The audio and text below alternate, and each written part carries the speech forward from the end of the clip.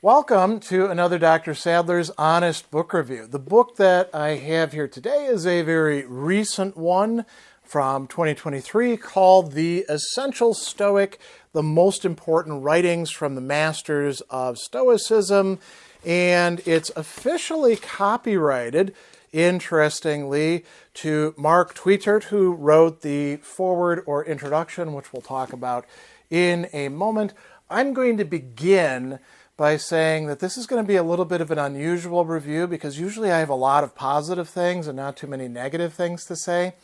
It's going to be quite the opposite for this one. So buckle in because we got a lot of interesting things to say coming.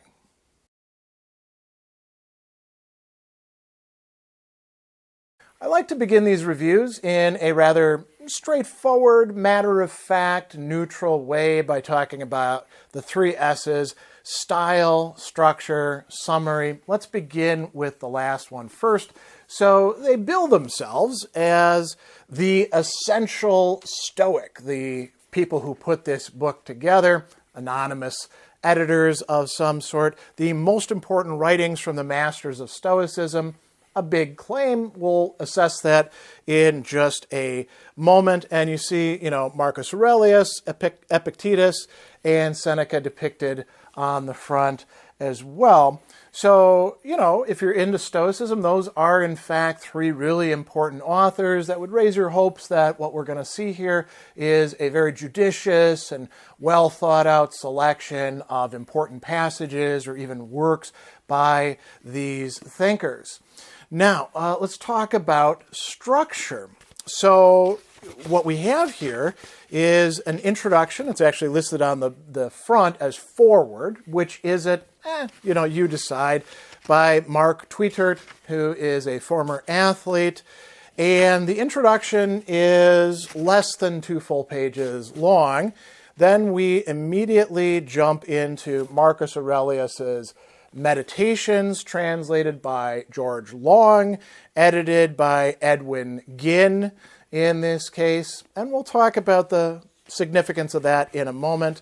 I do want to signal that what we've got here is first a preface and then a biographical sketch of Marcus Aurelius and then a little philosophy of Marcus Aurelius. So that would lead you to think, okay, what we've got here is the text and then some commentary on it, some introductory materials. Jumping ahead to the next section, what we have is the Golden Sayings, translated by Hastings Crossley of Epictetus. And what we get there is 2 sections and then fragments of Epictetus and then the hymn of Cleanthes. And then finally we finish up with Seneca's letters, collected letters translated by Richard Montgomery, an old translation. And what we get in each of these sections, except for the Golden Sayings, is not the fullness of the text, but rather a selection. Not all the Meditations is contained in this, definitely not all of Seneca's letters. Just by comparison, here's a more recent edition, which, granted is slightly larger print, but this gives you an idea of how much of Seneca's letters there are. You can compare it to this work right here. So what about the style? Here's where we get into the, let's say, provenance of these texts.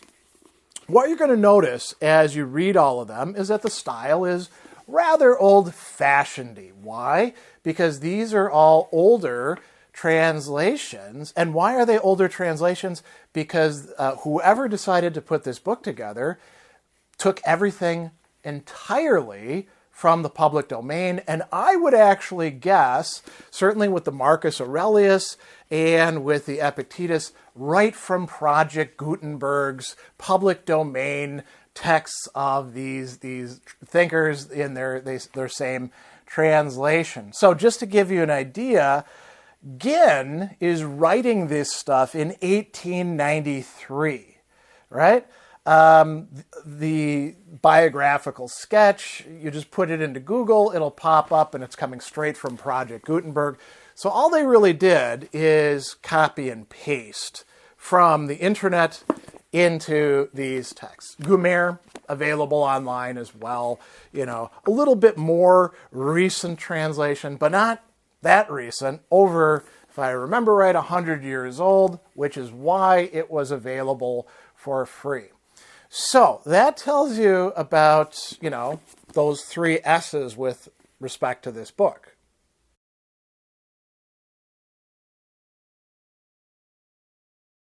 I usually spend the bulk of these reviews talking about the main points that are made in the work. This is not an original work, except in one respect. The very first part of it, the 1 2/3 page written by Mark Tuitert, which I'll read to you in just a moment. If you've read Seneca, if you've read Marcus Aurelius, if you've read Epictetus, you know what points they're making about Stoicism. You can easily do so online simply by going to Project Gutenberg or Wikitext or Perseus Project or wherever you would like to.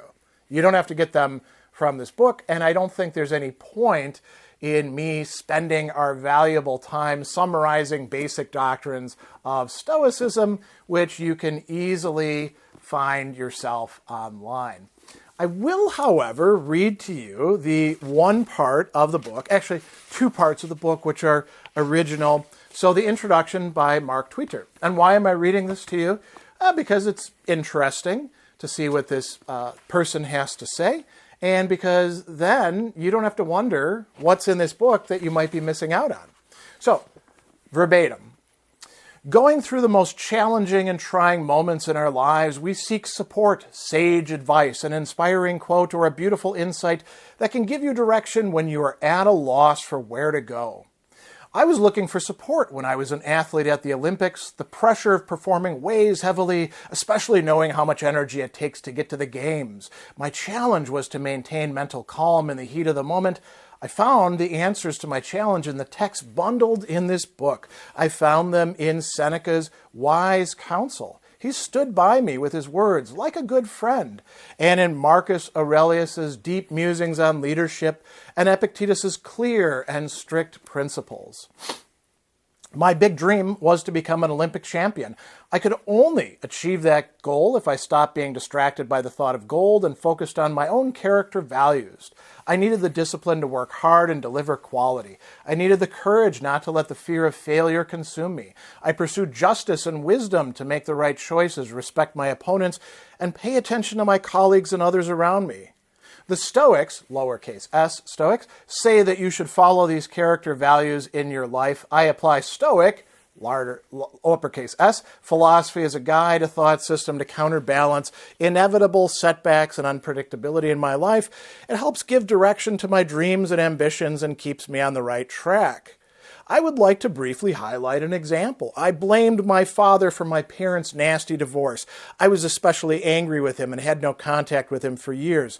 Thanks to the teachings of Epictetus, I understood that my tendency to judge was the source of my anger. I learned that my anger was not caused by my father, but by my conception of what a good father should be. That thought liberated me. I sought contact with him again, and gradually my anger dissipated.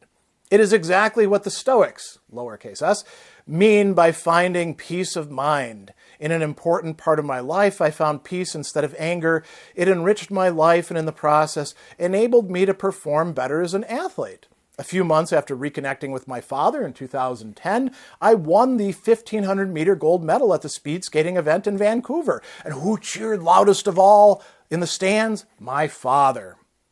Since I stopped being a professional athlete, the lowercase s, Stoic lessons have helped me in many roles in my life. As an entrepreneur, son, father, husband, friend, associate, or colleague. Marcus Aurelius taught me I should always keep my guiding principles in mind and that the autonomy I pursue will never lead to a worthwhile life if it is not accompanied by a deep human connection to others. Life is a team sport. Seneca taught me to be less strict with myself. He speaks beautifully and wisely to me as a writer and teaches me to guard myself against setbacks in the opinions of others. It gave me as an anchor when, as an entrepreneur, I saw my business almost collapse during the coronavirus pandemic because of disrupted production chains. With my performance, drive, ambition, and my will to win, I may not naturally be a lowercase s Stoic, but this is precisely why I try to apply this mindset to my professional career. It allows me to find the right mental balance, sharp and relaxed, wanting to win gold, but not focusing on gold. Every day we can choose to live a good life, be a good person, and do what is right. To achieve that, we should not sit back, but act. We can chat about it, but actions are the real test of character. A good life must be lived, and lessons must be applied. This is why, uppercase S, Stoic philosophy appeals to me so much. The lowercase s, Stoics are not armchair philosophers. They are the people who test and adjust their ideas in the real world to pursue a better life for themselves and others. Everyone deserves the lessons described in these timeless and unique works. They have been an important foundation of my happiness for over 20 years. They are the lessons I draw on daily, not life hacks or easy tricks, but deep life lessons that require attention, reflection, and above all, action to come to life. Day in, day out. There you have it. That is the one original piece of writing in this volume, the introduction by Mark Tuitert. There is something that is semi-original on the back, right? The blurb, and this might be helpful to bring up. Discover the most important writings from the three pillars of Stoicism, bringing together the essential writings of the three most influential Stoic philosophers. The Essential Stoic is an accessible and instructive guide to living a better life through the teachings of Stoicism. Distilling the wisdom of the Stoic masters, this volume contains the three most widely read volumes of Stoic philosophy and history, as well as an insightful introduction from Olympic gold medalist and best-selling author Mark Tuitert. Readers will get a comprehensive 360-degree view of Stoicism, from Epictetus's Ethics to Marcus Aurelius's Reflections to Seneca's Aphorisms. The philosopher's combined wisdom shows readers how to live their best lives, staying calm and rational in the face of hardship, remaining true to their own code of ethics, and accepting the world on its own terms. So, that's it for the main points. That's what this purports to provide you with, and now you know what Mark Tuitert has to say. Anything else you can find in the freely available public domain texts on Stoicism or summarizing Stoicism, which were compiled into this volume.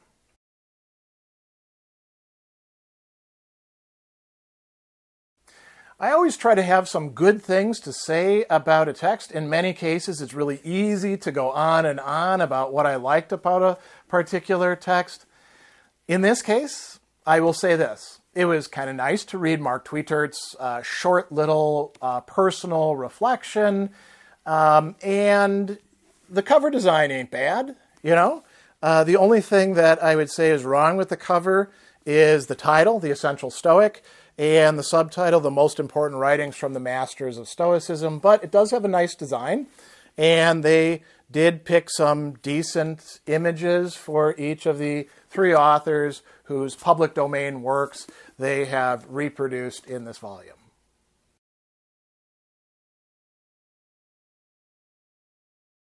What did I find problematic about this work? Well, actually, quite a lot. Let's start with the price on the back.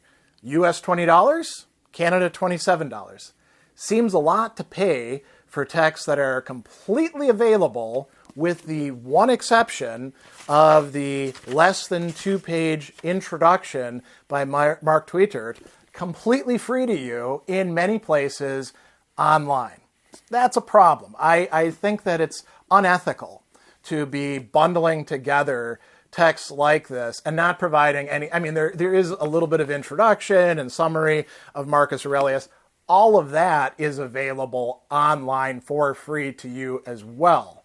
And it's outdated. These translations are using old-fashioned-y language that a lot of readers are not going to find particularly helpful. So I think it's unconscionable to publish something like this from a major publisher like St. Martin's Press, which is owned by Macmillan. It seems just basically a cash grab. And so I have a problem with that myself. I think that it's particularly egregious when you're talking about ethics and Stoicism to do something that Stoic authors, the three that are pictured here, would themselves have some serious problems with. So that's point one. The selections are not the best. So I'm going to start with the elephant in the room. The golden sayings of Epictetus, not what you would want. If there was going to be one text by Epictetus that should go into something called the Essential Stoic, it's the Enchiridion, the one text that has been used for millennia. How old is the Golden Sayings? A little over 100 years old.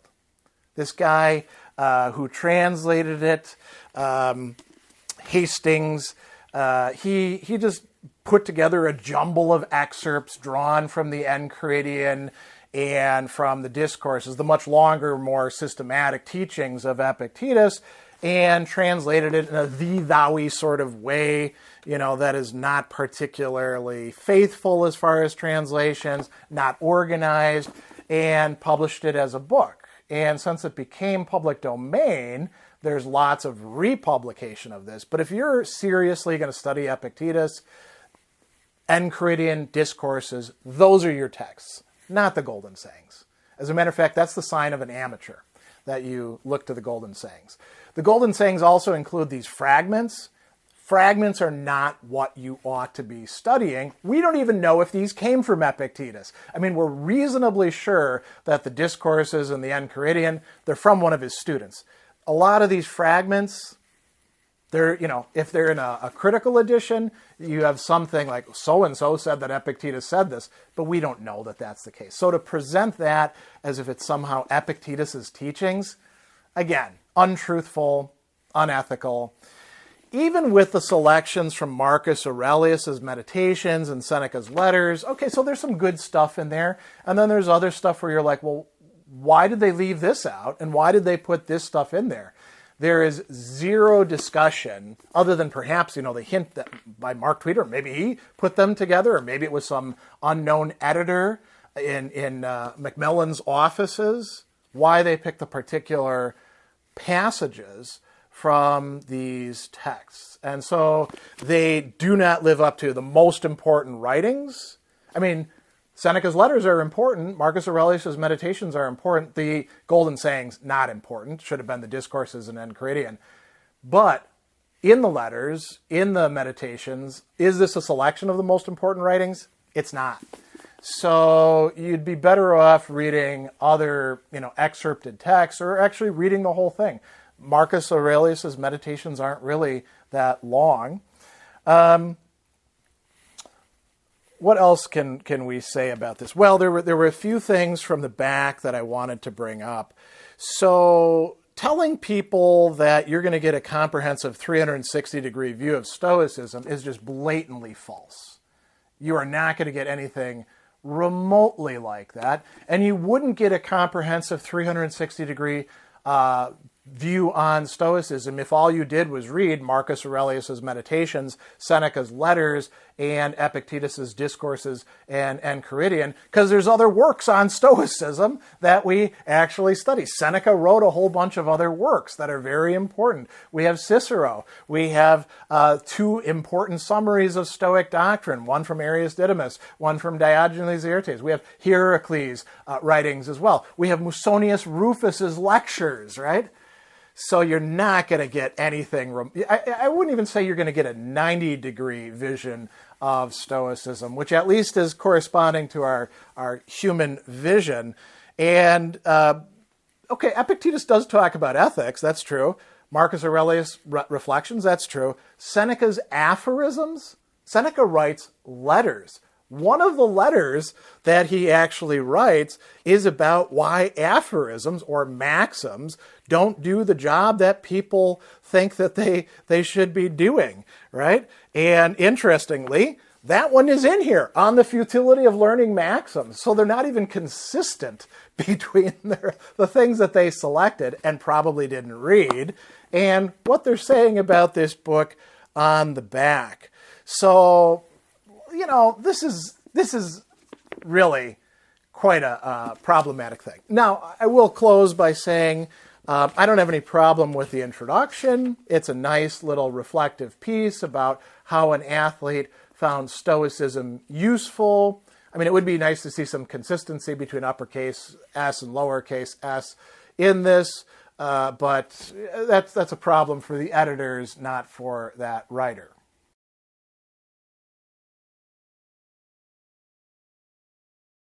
All right, final thoughts. I think you can tell if you've watched all the way through to this point, I am not a fan of this book. If there's anything that's the diametric opposite of a book recommendation, I am giving that to you right now. This is not worth purchasing. It was not worth publishing. The only thing in it that's original at all is this, 1 3/4 or 2/3 page little reflection by Mark Tuitert. So I don't think that that could have been a blog post, right? And for all I know, may as well be a blog post out there on the internet. So I do not recommend this, and I've told you why, and now, forewarned is forearmed.